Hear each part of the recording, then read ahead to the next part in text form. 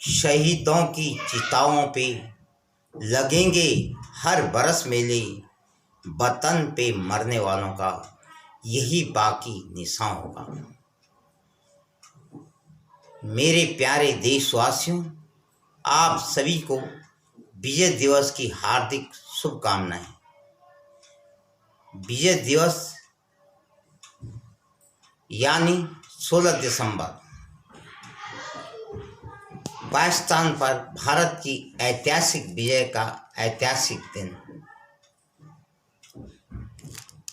उन वीरों की रणधीर बहादुरी, वीरता और बलिदान को नमन।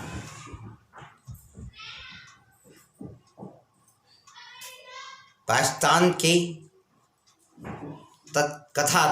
तत्कालीन जनरल नियाजी के अपने 93 सैनिकों के साथ भारतीय सेना के सामने घुटने टेक दिए थे और भारत की इस अदम्य जीत के उपलक्ष्य में यह दिन मनाया जाता है। मुझे अच्छी तरह याद है 1971 की, जबकि लड़ाई की तैयारी फौजी नहीं बल्कि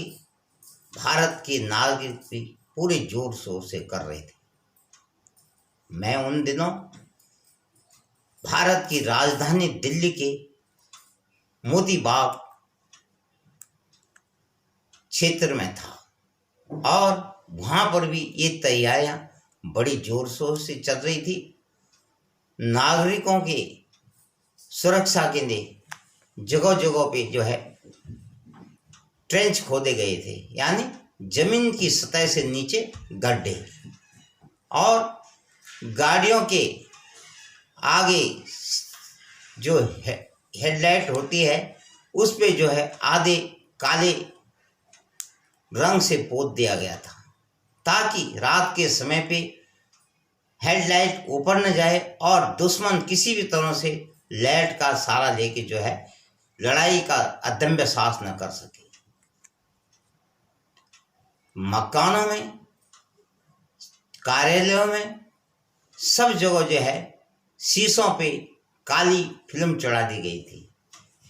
और इस सब के लिए ये सारे काम सुचारू रूप से हों, देश की सुरक्षा को खतरा न हो, राजधानी दिल्ली की सुरक्षा को खतरा न हो, इसके लिए वॉलंटियर नियुक्त किए गए थे जो रात के समय पे निगरानी करते थे और जहां कहीं भी गाड़ी या मकानों, कार्यालयों में रोशनी दिखाई देती थी तो उनको सचेत करते थे या दंड देते थे। 3 दिसंबर 1971 में मोती बाग के बेगम जदी मार्केट में था और अचानक सी खतरे का सायरन बजता है। जोर जोर से ये सायरन तकरीबन 3 मिनट तक बजा और हम लोग दुकानों से निकल के उन ट्रेंचों में, उन गड्ढों में जा छुपे जहां जो कि हमारी सुरक्षा के लिए बनाए गए थे। और 5 मिनट बाद खतरा टलने का सायरन बजा और हम गड्ढे से बाहर आए। थोड़ी देर में समाचार पे न्यूज़ सुनते हैं कि पाकिस्तान ने भारत के श्रीनगर,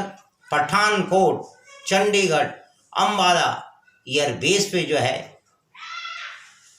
हवाई जहाज़ों से अटैक कर दिया और इसी के साथ सेना रण शुरू हो चुका है। और उस समय की भारत के तत्कालीन जनरल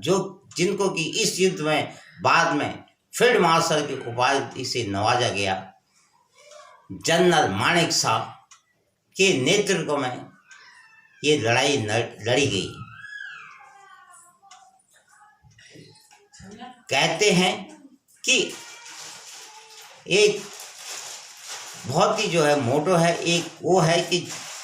पाकिस्तान का अगर जो सेना पाकिस्तान के पहले आक्रमण को झेल देती है तो समझो उसकी जीत निश्चित है, और हुआ भी ऐसे ही। भारत की ज़्यादातर सेनाएं पूर्वी पाकिस्तान यानी बांग्लादेश की तरफ इसका झुकाव था और पाकिस्तान ने अपना आक्रमण पश्चिमी पाकिस्तान क्षेत्र में पूरा सदल बल टैंक तोप आदि से जो है ये हमला किया और ये किया है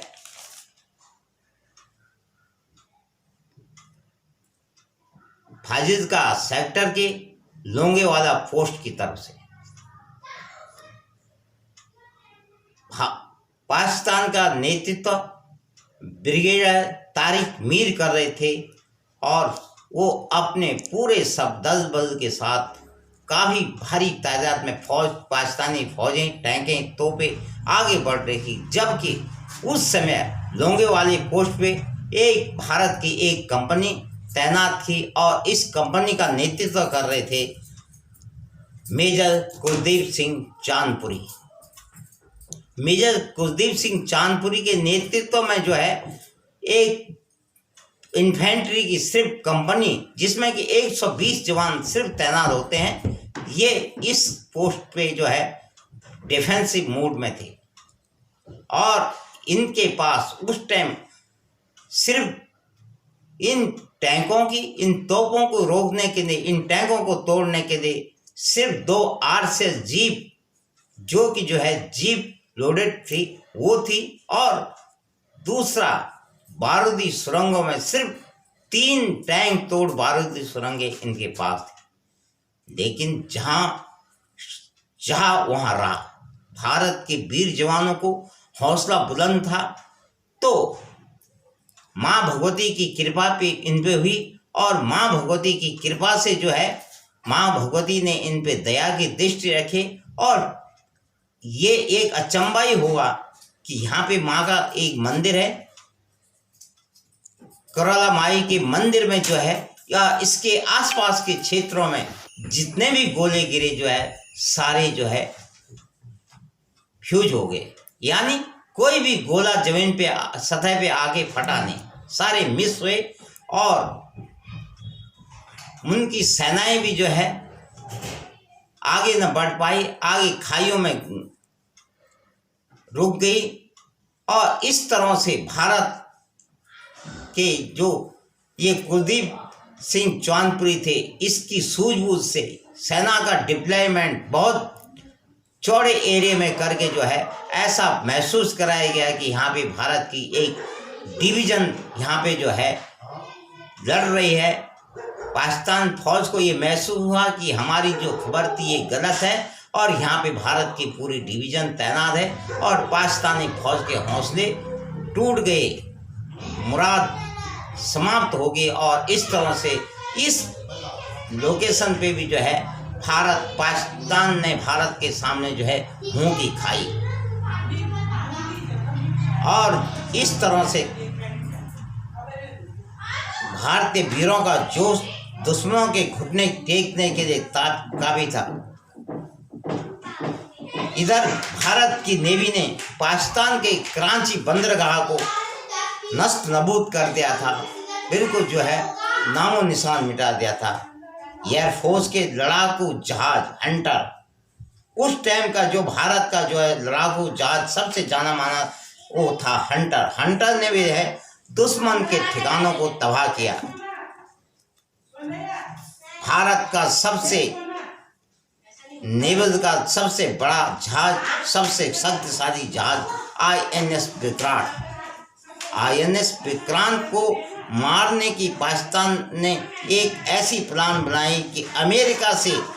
खरीदी गई पनडुब्बी PNS गाजी को जो है INS विक्रांत को समाप्त करने के लिए, इसको उड़ाने के लिए, इसके चिथड़े चिथड़े करने के लिए जो है आगे भेजा गया। लेकिन भारत की सूझबूझ, भारतीय नेवी की रणनीति के तहत जो है इसको विशाखापट्टनम में घेरा गया और विशाखापट्टनम में जो है INS राजपूत के द्वारा जो है इस पनडुब्बी का नामो निशान मिटा दिया गया। पूर्वी पाकिस्तान यानी बांग्लादेश में लड़ रहे सैनिकों को रसद, गोला और इमदाद न पहुंच सके, इसके लिए पूर्वी पाकिस्तान का जो है चटगांव बंदरगाह था, इसको जो है पूरी तरह से समाप्त कर दे और एक पूर्वी पाकिस्तान का पश्चिमी पाकिस्तान से एक गठब कर दिया गया। और इस तरह से पूर्वी पाकिस्तान में लड़ रही पाकिस्तान की सेना बिल्कुल अलग थलग पड़ गई और पूरी तरह से भारतीय सेना और बांग्लादेश की मुक्ति वाहिनी के कब्जे में आ गई। जब इस तरह से सारे रास्ते कटअप हो गए, कोई भी इमदादी दस्ते इनके पास नहीं पहुंचे, राशन नहीं पहुंचे और भारत के सामने जो है इनकी एक न चली, तो इन्होंने आखिर में जो है लाचार होकर पाकिस्तानी फौज के तत्कालीन जनरल नियाजी ने अपने 93,000 सैनिकों सहित भारतीय सेना के उप प्रमुख लेफ्टिनेंट जनरल निर्मलजीत सिंह अरोड़ा के सामने आत्मसमर्पण कर दिया और यह ऐतिहासिक दिन यानी 16 दिसंबर 1971 को संसार में सबसे बड़ा सैनिक आत्मसमर्पण दिन माना जाता है और यह गिनीज बुक के रिकॉर्ड में दर्ज हुआ। और इस तरह पाकिस्तान की जेल से, पाकिस्तान के कब्जे से शेख मुजीब उर रहमान को स्वतंत्र किया गया और भारत बांग्लादेश को पूर्ण स्वतंत्र राष्ट्र का दर्जा देके ढाका उसकी राजधानी घोषित की गई और शेख हसीना, जो कि शेख मुजीब उर रहमान की बेटी है, उनको बांग्लादेश का प्रधानमंत्री बना दिया गया। प्रधानमंत्री बनी शेख हसीना। पर क्या आप जानते हैं कि पाकिस्तान की मदद के लिए अमेरिका का 7वां बेड़ा भी कूच कर गया था और ब्रिटेन का ईगल भी पाकिस्तान की मदद के लिए जो है रण क्षेत्र में पहुंच चुका था। पर भारत का मित्र देश रूस ने अपना फर्ज निभाया और पूरी तरह से भारत की मदद के लिए वचन